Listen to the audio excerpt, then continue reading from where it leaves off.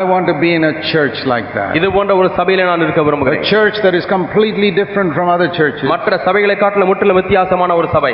Others can have their big churches, 5,000, 10,000 people. மற்றவர்கள் வேண்டுமானால் 5000 பேர் 10000 பேர் கொண்ட பெரிய சபை வைத்துக் கொள்ளட்டும். Give me 11 disciples like Jesus. இயேசுக்கு இருந்தது போல 11 சிஷ்யர்கள் எனக்கு தாருங்கள் ஆண்டவரே. That's enough for me. அது எனக்கு போதும் ஆண்டவரே. But they must be on fire. ஆனால் அவர்கள் அக்கினியாலே நிறைந்திருக்க வேண்டும். Every person ஒவ்வொரு நபரும் longing to be like Jesus. இயேசுவைப் போல மாற வேண்டும் என்ற வாஞ்சை உள்ளவர்கள். Can you imagine what a church that will be? அப்படிப்பட்ட சபையானது எப்படி இருக்கும் என்று உங்களாலே கற்பனை செய்து பார்க்க முடியுமா? Different from all the others. மற்ற எல்லா சபைகளை காட்டிலும் வித்தியாசமானது. See, Christianity today is gradually following the world. இன்றைக்கு கிறிஸ்தவமானது கொஞ்சம் கொஞ்சமாக உலகத்தையே பின்பற்ற ஆரம்பித்து விடுகிறது. Jesus said in Matthew chapter 6. மத்தேயு 6ஆம் அதிகாரத்தில் இயேசு சொன்னார். He spoke about certain things there. அங்கே சில காரியங்களை குறித்து அங்கே பேசுகிறார் இயேசு. Like verse 31, what shall we eat, what shall we drink, with what shall we clothe ourselves? நாம் என்ன குடிப்போம், என்ன புசிப்போம்? When you are very poor, நீங்கள் மிகுந்த ஏழையா இருக்கும் பொழுது, that is what people think about. இதைத்தான் ஜனங்கள் எண்ணிக்கொண்டிருக்கிறார்கள். How will we get food to eat? சாப்பிடுவதற்கு நமக்கு ஆகாரம் எங்கே கிடைக்கும்? Where will we buy clothes for ourselves and our children? நமக்கும் நம்முடைய பிள்ளைகளுக்கும் உடை எங்கிருந்து கிடைக்கும்?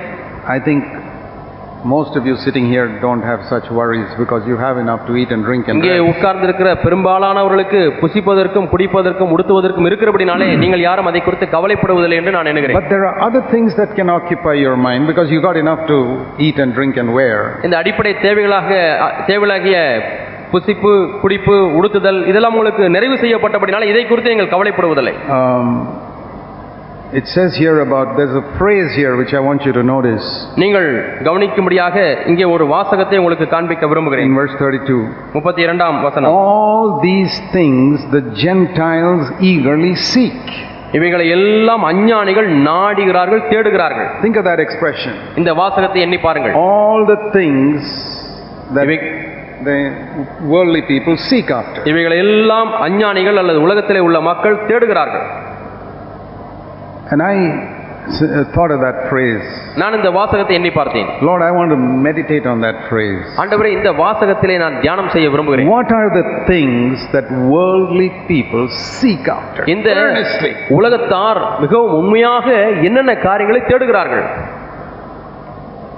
Most people in the world are not primarily today seeking after a little bit of food and a little bit of clothes. இன்று உலகத்திலே காணப்படுகிற பெரும்பாலான மக்கள் ஏதோ கொஞ்சம் ஆகாரம் கிடைத்தால் போதும், கொஞ்சம் உடை கிடைத்தால் போதும் என்று தேடுகிறதில்லை. You know and I know what most people in the world are seeking. இந்த உலகத்திலே அநேகர் எதை தேடுகிறார்கள் என்று உங்களுக்கும் தெரியும், எனக்கும் தெரியும். Number one, money. அவர்கள் தேடுகிற முதலாவது காரியம் பணம். Even if they have enough, போதுமான பணம் இருந்தாலும் they want more. இன்னும் அதிக பணம் வேண்டும். Then they want power and position. அதற்கு பிறகு அவர்களுக்கு ஆதிக்கம் செலுத்தும்படியான ஒரு ஸ்தானம் வேண்டும், அதிகாரம் வேண்டும். I mean, you go to any town in India, what are the businessmen seeking? இன்றைக்கு இந்தியாவில் எந்த பட்டணத்துக்கு வேண்டுமானாலும் போய் பாருங்கள், அங்கே இருக்கக்கூடிய தொழில் அதிபர்கள் என்ன தேடுகிறார்கள்? Money and power and position. அவர்கள் தேடுவதெல்லாம் பணமும் அதிகாரமும் ஸ்தானமும்.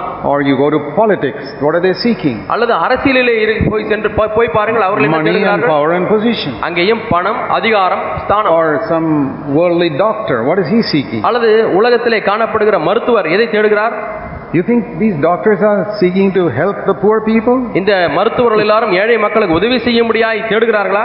Oh no. இல்லவே இல்லை, இல்லவே இல்லை. They are only seeking, where can I get more money? எனக்கு இன்னும் எங்கே அதிகமாக பணம் கிடைக்கும்? And how can I have become a more famous person?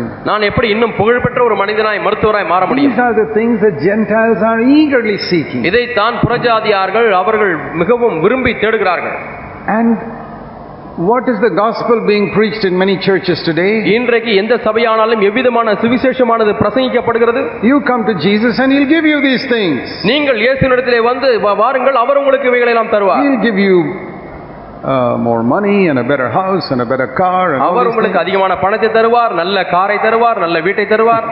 There's not a single verse in the Bible that says. வேதத்திலே அதை காண்பிப்பதற்காக ஒரு வசனம் கூட இல்லை. The Bible says if you have food and clothing enough for yourself, you should be satisfied. உண்ணவும் உடுக்கவும் இருக்கவும் தங்குவதற்கும் போதும் என்றால் போதும் என்று இருங்கள் என்று So what has happened? The devil has done such a tremendous work. ஆகவே என்ன நடந்திருக்கிறது? பிசாசு மிகப்பெரிய ஒரு வேலையை செய்து விட்டான். That the things the worldly people are seeking is now being preached from the Christian pulpit. உலகத்தார் எதை தேடுகிறார்களோ அதையே இன்றைக்கு கிறிஸ்தவர்கள் பிரசங்க மேடையிலிருந்து பிரசங்கித்துக் கொண்டிருக்கிறார்கள். And the people who are preaching it the most are those who say they are filled with the Holy Spirit. அதிகமாக இதை குறித்து பிரசங்கிக்கிறவர்கள் யார் என்று சொன்னால் பரிசுத்தாவின் அபிஷேகம் நிறைந்திருக்கிறேன் என்று சொல்லுகிறவர்கள் தான். Yes, you go and listen. You won't find this preaching in the CSI church. It's more in the Pentecostal church. CSI சபையிலே நீங்கள் போனால் இந்த பிரசங்கங்களை கேட்க முடியாது. ஆனால் பெந்தெகோஸ்தே சபையிலே போய் பாருங்கள், அதிகமாக கேட்பீர்கள். The things that the worldly people are seeking are being offered in the Christian churches today. உலகத்தார் தேடிக்கொண்டிருக்கக்கூடிய காரியங்கள் இன்று சபையிலே வாக்கு பண்ணப்படுகிறது. That is an indication that love for God has gone cold. தேவன் மீது இருக்கக்கூடிய அன்பானது தணிந்து போய்க்கொண்டே இருக்கிறது என்பதற்கு இதுதான் அத்தாட்சி. I am not surprised. நான் ஆச்சரியப்படுவதில்லை. Because Jesus said that 2000 years ago, most people's love will grow cold. அநேகருடைய அன்பு தணிந்து போகும் என்று இயேசு 2000 ஆண்டுகளுக்கு முன்பதாகவே சொல்லிவிட்டார். ஆகவே அதை இன்று பார்ப்பதற்கு நான் ஆச்சரியப்படுவதில்லை. God and money are two masters. When you love money more, love for God becomes cold. தேவனும் பணமும் இரண்டு எஜமான்களைப் போல இருக்கிறது. நீங்கள் அதிகமாக பணத்தை நேசிக்க ஆரம்பித்தால் தேவன் மேல் இருக்கக்கூடிய அன்பானது குறைந்து